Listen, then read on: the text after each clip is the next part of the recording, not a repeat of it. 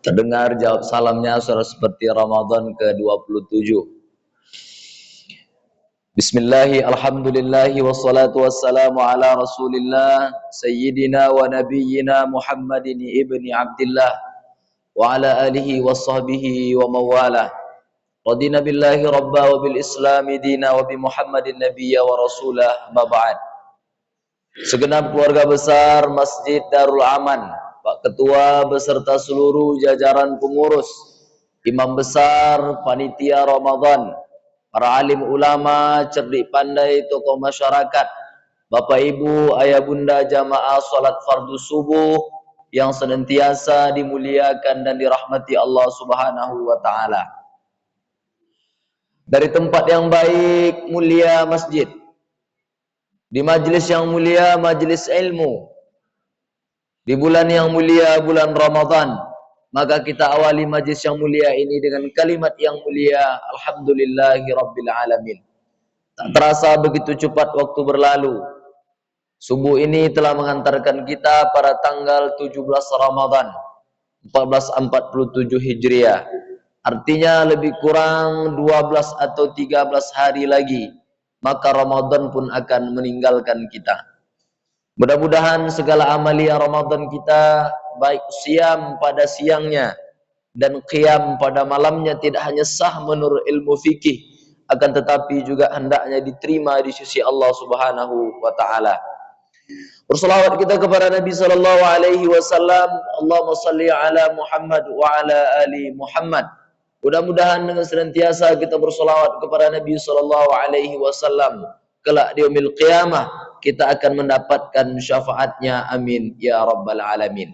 Bapak Ibu, ayah bunda yang dimuliakan Allah Subhanahu wa taala, lebih kurang 20 atau 20 menit ke depan kita akan isi dengan kajian subuh, karena di sini sudah ada pengumuman waktu ceramah subuh Ramadan maksimal 30 menit. Ya Ustaz. Jadi ini nggak boleh lebih, melanggar kode etik. Bapak Ibu yang dimuliakan Allah Subhanahu wa taala, judul yang diberikan kepada kami pada subuh 17 Ramadan ini adalah peristiwa diturunkannya wahyu pertama di Gua Hira. Bapak Ibu dimuliakan Allah, tentunya tadi malam kita sudah melaksanakan peringatan nuzulul Quran. Tentunya yang menjadi sumber rujukan adalah pada surah Al-Qadar, surah yang ke-97 menurut susunan mushaf Al-Quran. Ketika Allah katakan, Inna anzalnahu fi lailatul qadar. Allah gunakan kata di situ pada kata inna anzalna. Beberapa konteks Al-Quran kadang Allah gunakan kata anzalna, kemudian kadang Allah gunakan kata nazzala. Walaupun anzala itu diambil dari kata nazala. Apa makna nazala itu secara bahasa? Dia turun. Turun dari atas, turun ke bawah. Kalau dalam konteks turunnya Al-Quran, Allah gunakan kata nazala, berarti Al-Quran diturunkan secara berangsur-angsur. Itulah misalnya pada contoh pada surah Al-Hijr, surah ke-15, pada ayat yang ke-9, kata Allah, Inna nahnu nazzalna dzikra wa inna lahu lahafizun. Allah gunakan kata nazzala di situ. Sesungguhnya kata Allah, kami yang menurunkan Al-Quran dan kami yang menjaga Al-Quran. Kadang Allah gunakan kata kami, kadang Allah gunakan kata aku. Apa beda aku dan kami? Kalau kita gunakan dalam kalimat sehari-hari, kami itu biasanya jamak, lebih daripada satu. Kalau kita katakan saya akan datang, itu berarti sendiri. Tapi kalau kita katakan kami akan datang, berarti itu lebih daripada satu. Lalu apa makna kami ketika Allah gunakan untuk dirinya dalam Al-Quran? Apakah Allah itu lebih daripada satu? Nah, Qul huwallahu ahad. Allah itu Esa. Lalu apa maknanya Allah gunakan kata kami di situ? Satu, di antara maknanya adalah untuk pengagungan Allah Subhanahu wa taala. Yang kedua, kalau Allah gunakan kata kami dalam Al-Quran, berarti yang berperan itu adalah Allah, akan tetapi ada peran selain Allah Subhanahu wa taala. Ketika Allah gunakan kata inna nahnu nazzalna dzikra, kami yang menurunkan Al-Qur'an. Siapa yang menurunkan Al-Qur'an? Allah. Tapi ada peran di situ selain Allah, ada malaikat Jibril di situ. Tentunya atas izin dan perintah Allah Subhanahu wa taala. Wa inna lahu lahafizun, dan kami yang menjaga Al-Qur'an itu. Siapa yang menjaga Quran? Allah. Tapi ada peran selain Allah untuk menjaga Al-Quran. Termasuklah kita ikut berperan dalam menjaga Quran. Bagaimana contohnya? Kita baca, kita hafal, kita sampul, kita simpan. Bahkan di era digital ini, orang jarang membawa Quran cetak, karena di handphone, di tablet, di PC, itu sudah ada Al-Quran. Itu bukti manusia mengambil peran untuk menjaga Al-Quran. Bapak Ibu yang dimuliakan Allah Subhanahu wa taala, saya kira ini sudah tuntas, sudah dibahas pada peringatan nuzulul Al-Quran. Bapak Ibu yang dimuliakan Allah Subhanahu wa taala. Sementara kalau surah Al-Qadar itu bercerita kapan masa turunnya. Akan tetapi untuk apa yang turun, itulah pada surah Al-Alaq ayat 1 sampai 5. Na'udzubillahi minasyaitonir rajim. Bismillahirrahmanirrahim. Iqra bismi rabbikal ladzi khalaq. Khalaqal insana min 'alaq. Iqra wa rabbukal akram. Alladzi 'allama bil qalam. 'Allamal insana malam ya'lam. Bapak Ibu yang dimuliakan Allah Subhanahu wa taala, surah Al-Alaq ini sepakat ulama menjadi wahyu pertama yang diterima Nabi sallallahu alaihi wasallam pada periode Makkah ketika usia Nabi 40 tahun. Karena turunnya pada periode Makkah, maka dalam istilah ulumul Quran dia disebut dengan surah Makkiyah. Bapak Ibu yang dimuliakan Allah Subhanahu wa taala, secara susunan mushaf Al-Qur'an, surah Al-Alaq itu berada pada posisi surah yang ke-96 dari 114 surat yang ada dalam Al-Qur'an. Al-Qur'an dalam susunan mushaf yang diawali dengan suratul Fatihah dan ditutup dengan surah An-Nas. Bapak Ibu yang dimuliakan Allah Subhanahu wa taala. Saya berangkat ketika Nabi berusia 38 tahun. Nabi sallallahu alaihi wasallam mulai bertahanus itu, mulai berhalwah itu menyendiri itu pada usia 38 tahun. Tapi di usia 38, 39 itu tidak terjadi apa-apa. Tapi pada tahun ke-40 usia Nabi sallallahu alaihi wasallam, disitulah baru terjadi peristiwa yang luar biasa, yakni diturunkan wahyu pertama kepada Nabi sallallahu alaihi wasallam. Maka 2 tahun terakhir usia 38, 39 menjelang 40 itu disebutkan dalam hadis sahih Bukhari, kata Nabi sallallahu alaihi wasallam, habbaba ilaihi khala, ditanamkan kepada hati Nabi cinta untuk menyendiri. Maka ada rasa pada diri Nabi itu nyaman, tentram, damai, keluar dari keramaian. Karena memang di saat itu terjadi kondisi yang luar biasa di kota Makkah. Di antara kondisi yang luar biasa adalah kerusakan akidah. Padahal Makkah itu dirintis oleh seorang Nabi yang mulia, yang juga garis keturunannya nanti bertemu dengan Nabi sallallahu alaihi wasallam. Muhammad bin Abdullah bin Abdul Muttalib bin Hashim bin Abdul Manaf bin Qusay bin Kilaf, cucu keturunan Nabi Ismail alaihissalam, putra dari Ibrahim alaihissalam. Mengalir darah Ibrahim alaihissalam pada diri Nabi sallallahu alaihi wasallam. Itulah mengapa kita bersolawat kepada Nabi dan diikuti bersolawat kepada Ibrahim alaihissalam. Allahumma salli ala Muhammad wa ala ali Muhammad kama sallaita ala Ibrahim wa ala ali Ibrahim. Tapi berjalannya waktu, akhirnya kemudian banyak penyimpangan-penyimpangan di kota Makkah. Mereka tetap bertawaf, tapi sudah jauh dari ajaran yang dibawa oleh Ibrahim dan Ismail alaihissalam. Maka kondisi Makkah pada saat itu mengalami kerusakan akidah yang luar biasa. Yang kedua, kerusakan moral yang luar biasa, khamar, berjudi, pezinaan, peperangan di mana-mana. Maka orang Mekah itu sangat-sangat senang sekali untuk berperang. Sedikit-sedikit akan tertumpah darah. Mereka tidak segan-segan untuk membunuh seseorang ketika berselisih tentang sesuatu. Yang ketiga, penindasan terhadap perempuan yang luar biasa. Maka kalau ada perempuan yang mengatakan Islam itu tak adil, kenapa laki-laki bisa nikah lebih daripada satu, sementara perempuan tak bisa? Padahal sebetulnya Islam datang untuk bukan menambah pasangan istri, tapi justru mengurangi pasangan. Dulu sebelum Islam datang, sampai-sampai orang tak tahu berapa jumlah istrinya. Bahkan dalam satu tahun 365 hari itu, andai setiap malam dia datang ke rumah istri yang berbeda, dalam satu tahun itu ada istri yang tak kebahagiaan.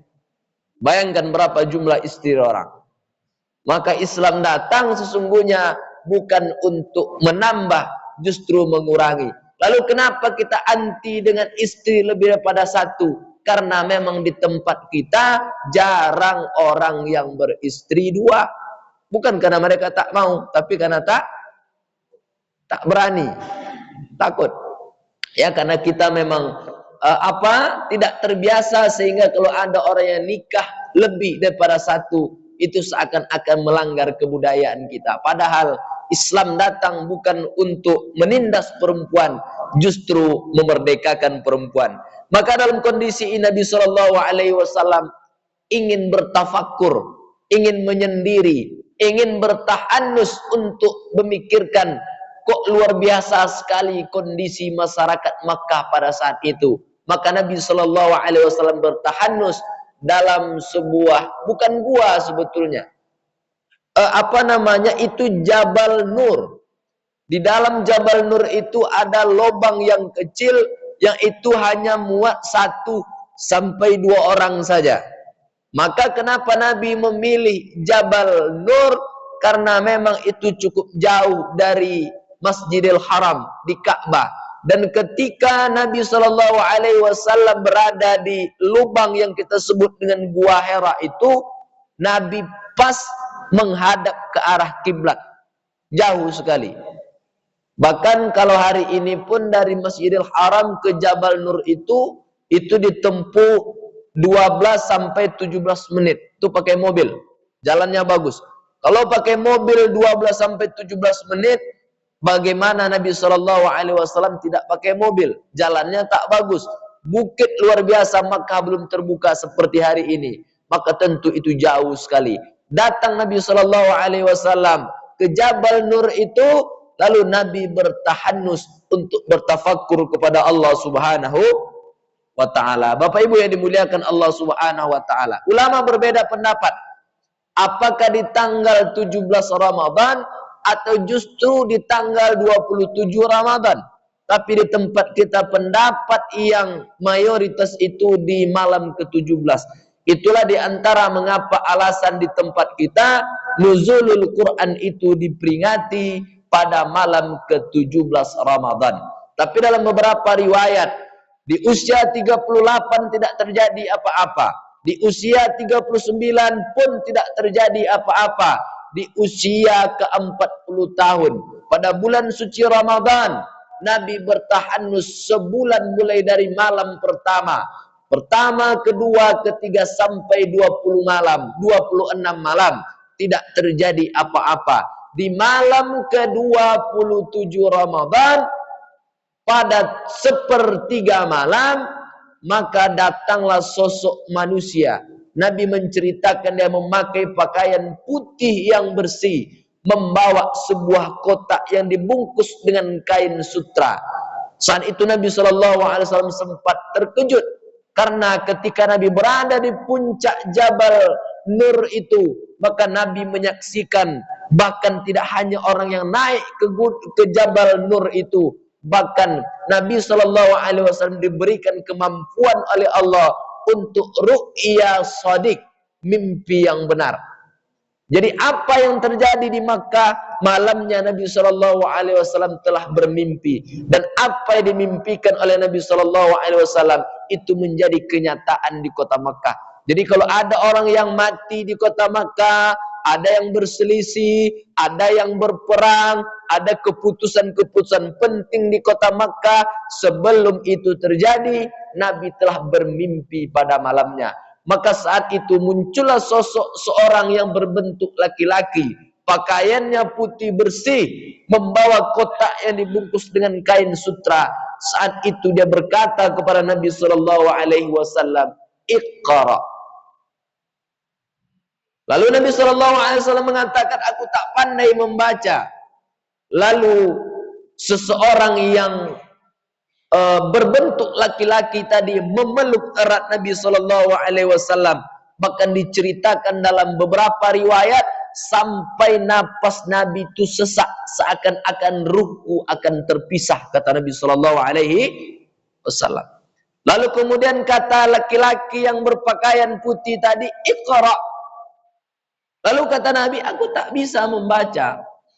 Lalu malaikat itu tadi kembali memeluk Nabi dengan erat, sampai Nabi terasa sesak napasnya, seakan-akan ruh Nabi akan berpisah dengan jasadnya. Saking kuatnya laki-laki tadi memeluk Nabi SAW, dan itu terjadi 3 kali. Ketika yang keempat, lalu Nabi merubah pertanyaan kepada laki-laki yang datang tadi. Apa kata Rasulullah SAW? "Apa yang aku baca?" Lalu kemudian malaikat Jibril membacakan ayat yang kita baca tadi, yang terdapat dalam surah Al-Alaq, surah ke-96 secara susunan mushaf Al-Quran. "Iqra bismi rabbikal ladzi khalaq, khalaqal insana min 'alaq, Iqra wa rabbukal akram, alladzi 'allama bil qalam, 'allamal insana ma lam ya'lam."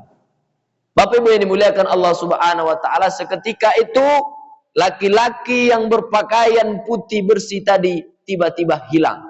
Lalu kemudian Nabi mulai merasa ada sesuatu yang aneh, Nabi mulai ketakutan.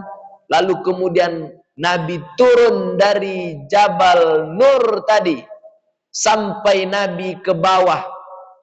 Tapi pada malamnya itu Sayyidah Khadijah juga merasakan sesuatu yang aneh ketika berada di rumah.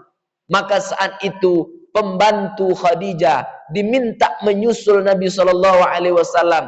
Tapi karena bukit Jabal Nur itu besar sekali, Nabi tidak berpapasan dengan pembantu yang diutus Khadijah. Ketika pembantu Sayyidah Khadijah sampai ke puncak Jabal Nur, ternyata Nabi sudah sampai ke bawah, dan itu sudah hampir pagi, hampir sudah mulai terang. Ketika itu Nabi SAW mendengarkan suara dari atas. Apa kata dia? "Wahai kekasih Allah Muhammad, engkau adalah utusan Allah dan aku adalah malaikat Jibril." Ketika Nabi melihat ke atas, di situ Nabi melihat bagaimana sosok asli malaikat Jibril. Dikatakan dalam beberapa riwayat sampai sayap malaikat Jibril itu menutup ufuk timur, ufuk barat, sampai alam ini hampir tertutup karena sayapnya malaikat Jibril yang memiliki 600 sayap. Dalam beberapa riwayat Nabi SAW bertemu dan melihat sosok asli malaikat Jibril itu hanya 2 kali saja. Yang pertama ketika Nabi menerima wahyu pertama, dan yang kedua ketika peristiwa Isra wal Mi'rajnya Nabi SAW. Bapak Ibu yang dimuliakan Allah Subhanahu wa taala. Maka kemudian Nabi kembali pulang ke rumah, bertemu dengan Sayyidah Khadijah dalam keadaan gemetaran. Lalu sampai di rumah, kata Nabi SAW kepada Sayyidah Khadijah, zammaluni, zammaluni, selimuti aku, selimuti aku, kata Nabi SAW. Singkat cerita Bapak Ibu, karena dibatasi 30 menit, tak mungkin kita ceritakan semuanya.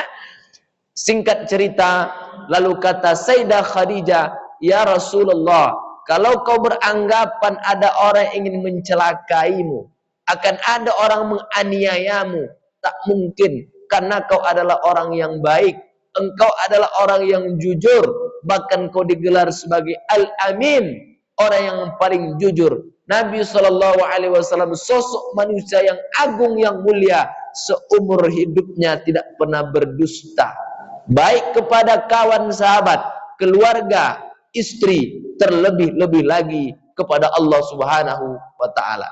Akhirnya kemudian singkat cerita, kata Sayyidah Khadijah, besok akan aku bawa engkau kepada keponakanku bernama Waraqah bin Naufal, seorang yang memiliki pengetahuan ahlul kitab. Maka besoknya Nabi SAW dibawa oleh Sayyidah Khadijah. Kemudian Nabi menceritakan kronologis apa yang terjadi, yang dialami Nabi SAW. Lalu dengan takjub Waraqah bin Naufal mendengarkan cerita Nabi SAW. Apa kata Waraqah bin Naufal? Yang datang kepadamu itu adalah Namus. Namus adalah nama malaikat Jibril yang terkenal di kalangan Bani Israel. Kata Waraqah bin Naufal, yang datang kepadamu itu adalah Namus, yang juga lu pernah datang kepada Nabi Musa alaihissalam. Dan sampai masanya nanti, ketika kau akan mengatakan kau adalah utusan Allah, maka engkau akan diusir dari kampungmu. Kata Nabi, apakah mereka mengusirku sementara mereka sangat menyayangiku? Iya, kata Waraqah bin Naufal. Tapi ingatlah, kata Waraqah bin Naufal, andai usiaku panjang, maka ketika kau nanti menyebarkan Islam dari Rabbmu, maka aku adalah orang pertama mengikrarkan diri untuk membelamu, wahai Muhammad. Tapi singkat cerita, karena setelah wahyu pertama itu turun cukup lama, lebih kurang 6 bulan wahyu tak turun. Dalam durasi 6 bulan ini, Waraqah bin Naufal pun meninggal dunia. Dan Nabi SAW dilihatkan oleh Allah, ketika Waraqah bin Naufal meninggal dunia, diperlihatkan kepada Nabi SAW, Waraqah bin Naufal itu masuk surga Allah Subhanahu wa taala. Karena sebelum Nabi mengajaknya untuk masuk ke dalam Islam, dia telah mengikrarkan diri untuk ikut kepada Nabi sallallahu alaihi wasallam. Bapak Ibu yang dimuliakan Allah Subhanahu wa taala. Ini panjang sekali karena terkait dengan sirah nabawiyah, tapi paling tidak apa yang bisa kita ambil dari pelajaran turunnya wahyu pertama adalah, yang pertama adalah Islam dimulai dengan ilmu pengetahuan. Wahyu pertama bukan puasa, bahkan puasa itu ketika pada periode Madinah. Wahyu pertama bukan perkara solat, itu justru pada tahun ke-10 kenabian ketika peristiwa Isra dan Mi'raj. Tapi wahyu pertama adalah Iqra, bacalah, tuntutan kita untuk menuntut ilmu. Bapak Ibu yang dimuliakan Allah Subhanahu wa taala, maka dalam beragama adalah mesti berilmu. Berilmu dulu baru beramal. Karena agama sesungguhnya adalah mesti sesuai amalan kita sebagaimana yang diajarkan oleh Allah Subhanahu wa taala. Amal itu sama seperti obat. Kalau obat itu pun baik, tapi kalau sudah kebanyakan obat akan overdosis. Maka amal itu bukan seberapa banyak secara kuantitas, tapi bagaimana kita beramal agar lebih berkualitas. Karena amalan bukan seberapa banyak, tapi seberapa serius, seberapa berkualitas, yang tentunya sesuai dengan ajaran Nabi Sallallahu Alaihi Wasallam. Yang kedua, pelajaran yang bisa kita ambil adalah perubahan besar dimulai dari kesendirian dan tafakkur kepada Allah Subhanahu wa taala. Nabi yang mulia Muhammad sallallahu alaihi wasallam memulai perenungan itu dari Gua Hira dengan sendirinya. Artinya Bapak Ibu dimuliakan Allah, orang yang ingin memperbaiki masyarakat luas. Berapa banyak orang yang bercita-cita merubah negeri ini, tapi tak mampu memulai dirinya sendiri. Maka untuk menjadi orang yang mampu menciptakan peradaban yang luar biasa, maka mulai diri sendiri, mulai dari keluarga. Kalau kita baik, keluarga kita baik, maka insya Allah kita akan mudah untuk mengajak orang kepada kebaikan. Bapak Ibu dimuliakan Allah Subhanahu wa taala. Yang ketiga, peran keluarga dalam dakwah. Pasangan hidup itu sangat berpengaruh. Berapa banyak orang yang dirinya baik tapi mendapatkan pasangan hidup yang tak baik, justru menjadi tak baik. Maka hidup ini akan berputar sejarah, akan berulang dan berulang. Orangnya berbeda, tapi ceritanya hampir-hampir sama. Ada suaminya baik, istrinya baik. Ada suami baik, istri tak baik. Ada suami tak baik, istrinya soleha. Begitulah dalam kehidupan. Maka Khadijah berperan untuk menolong, untuk mensupport, menguatkan Nabi dalam keadaan ketakutan ketika mendapatkan wahyu pertama dari Allah Subhanahu wa taala. Yang terakhir Bapak Ibu, apa pelajaran bisa kita ambil? Ramadan adalah bulan turunnya Al-Quran. Sesuatu yang dikaitkan dengan Al-Quran pasti akan menjadi mulia. Ramadan itu secara umum sama dengan bulan-bulan yang lain. Syawal, Muharram, Safar, Rabiul Awal, Rabiul Akhir, Jumadil Awal, Jumadil Akhir, Rajab, Sya'ban, Ramadan, dan bulan-bulan yang lainnya sama. Apa yang membuat Ramadan itu mulia? Karena di bulan Ramadan turunnya Al-Quran. Makkah, Madinah itu sama dengan kota-kota yang lain. Tidak ada bedanya. Allah yang kita sembah di depan Ka'bah itu sama Allah yang kita sembah ketika sholat di Masjid Darul Aman. Apa yang membuat Makkah, Madinah itu mulia? Karena di Makkah, Madinah diturunkan Al-Quran.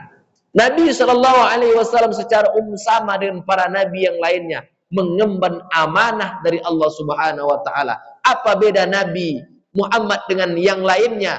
Karena Nabi, kepada nabilah diturunkan Al-Quran. Malaikat Jibril sama dengan malaikat-malaikat yang lain. Apa yang membuat malaikat Jibril itu mulia?